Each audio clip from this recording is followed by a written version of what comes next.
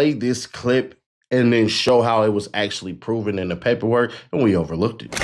Tonight in the arrest of Memphis rapper Pooh Shiesty.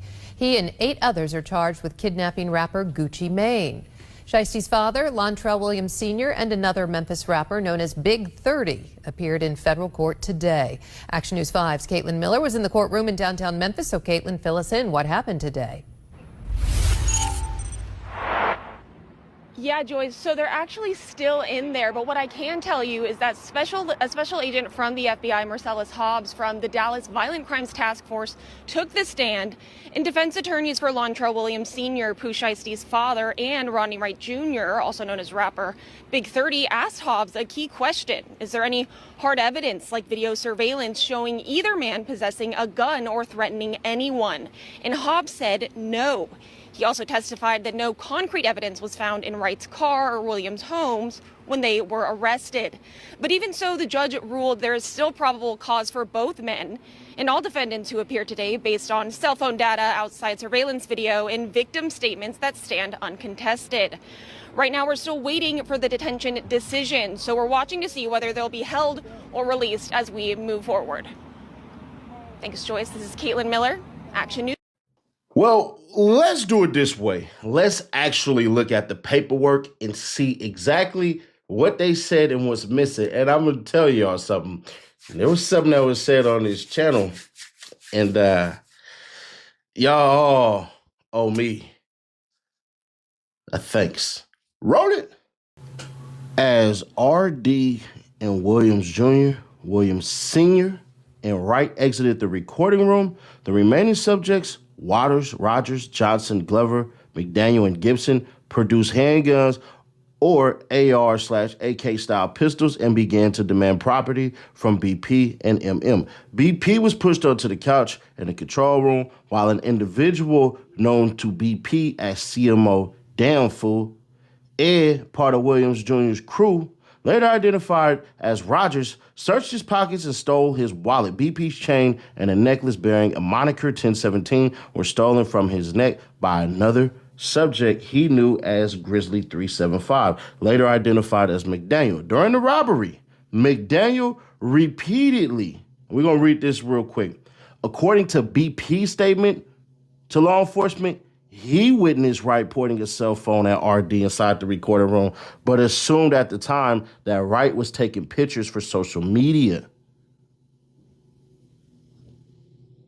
Threatened to shoot BP for moving, but Williams Jr. instructed McDaniel not to. BP further identified an individual he knew as Baby Slime 375, later identified as Johnson, as being involved in the kidnapping and robbery, and that during the control room robberies, Johnson possessed a firearm and held BP and others at gunpoint. Both MM and BP identified an individual they knew as KD, later identified as Waters, as also being involved in the kidnapping and robbery, possessing a firearm and holding them at gunpoint. MM was choked from behind to the point of nearly losing consciousness during the kidnapping and robbery, resulting in scratches on his neck and wrist below. His Rolex watch, a Louis Vuitton bag containing multiple high-dollar watches, Apple AirPod headphones, and his wallet at gunpoint by Glover. MM confirmed his Louis Vuitton bag, AirPods, and wallet each had an Apple AirTag, a location tracking device attached. MM later told law enforcement that he was able to identify his robber by the Instagram handle Twin CMO, later identified as DeMarcus Glover. MM provided investigators screenshots of the last recorded locations of the Apple AirTag, specifically the last location for the AirTags on the Louis Vuitton bag and AirPods was off the Dallas, and then it's going to basically do some other shit. But as the altercation inside the control room ensued, Wright walked over to the studio door of the lobby, closed it, and blocked it with his body, preventing the victims from leaving. CW and TD, the victim's security guards, watched Wright barricade the door and attempted to force their way into the control room, but were prevented from entering with handguns drawn. CW and TD managed to partially open the door, but recognized that they were outnumbered by the armed target suspects. RD was pushed onto the couch in the control room, causing the victims to believe they were going to be executed. Williams Jr. placed the barrel of a firearm to the back of BP's head and ordered him and RD to leave the room and the studio through the west entrance of the office building. RD then instructed CW and TD to escort them to their vehicle. As the victims left, MM turned to Williams Jr. and asked him if they really were taking his watches.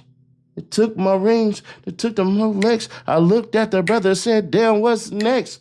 Based on the later recovered surveillance footage, the target suspects left the studio and the office building through the east entrance at approximately 4:48 p.m.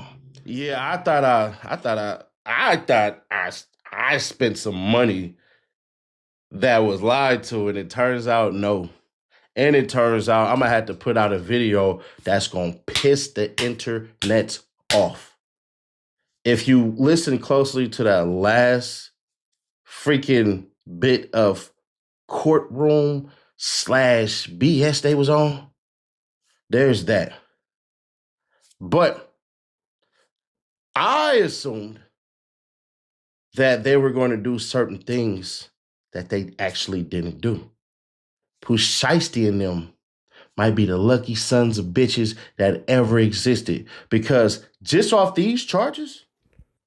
So here you go right here, right? Everybody in here is charged with kidnapping, conspiracy to commit kidnapping, 18 USC 1201A and 18 USC 1201C. Now, remember, as we discussed in the last video, those carry life sentences. My whole entire argument was, where in the world are the freaking gun charges? So there will be robbery and all that crap on the second superseding indictment.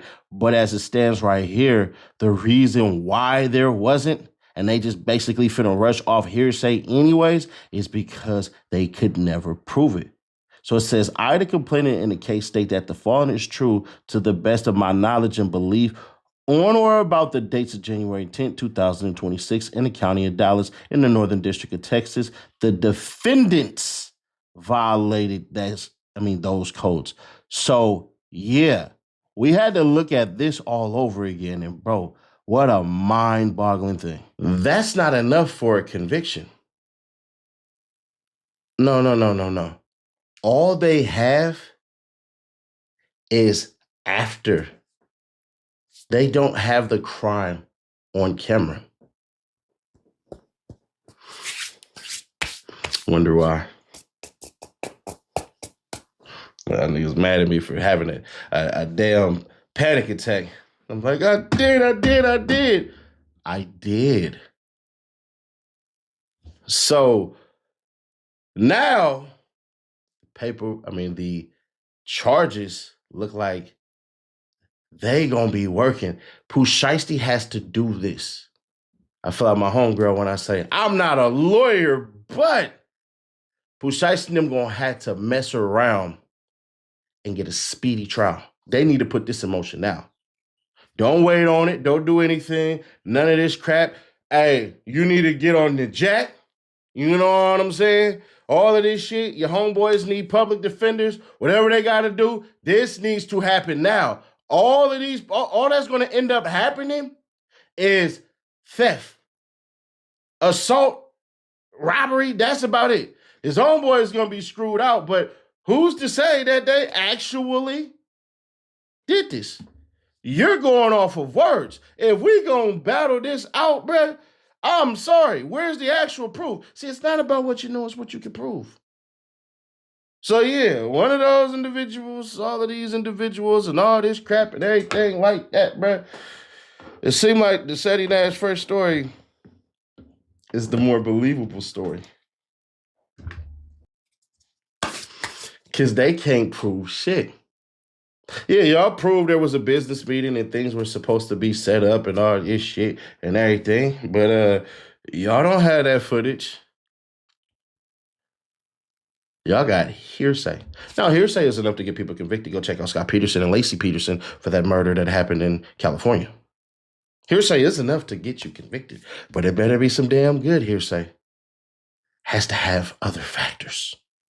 Right now, we need that speedy trial. We need that speedy trial. We need that speedy trial. I know y'all wonder, Nash, why is you throwing up the 6th? That's your 6th Amendment right. Speedy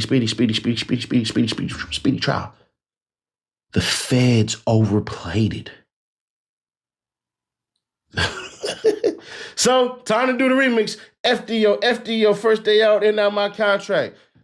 Gucci Mane, you have a lot of people vouching for you to say that, yo, if you owe hymns, Gucci Mane done let go of Young Thug, Nicki Minaj, Walker Flocka, everybody, man, and they owed him money, and they let him go. Man, watch out. I ain't rocking with Gucci Mane after this, bro. Because you should have allowed him to get about the deal. But they overplayed it. Crazy shit. All right, Court Reacts TV. We have came to the end of this video, guys. And like I said in every video, this is all allegedly. But leave your guys' comments down below and what you think so far of what's all been coming out. I will be having more videos dropping soon as more evidence and more things come out. We talk about it. So yeah, stay tuned. See you guys in the next video. Don't forget to hit that like, comment, subscribe button, and the notification bell. Bye.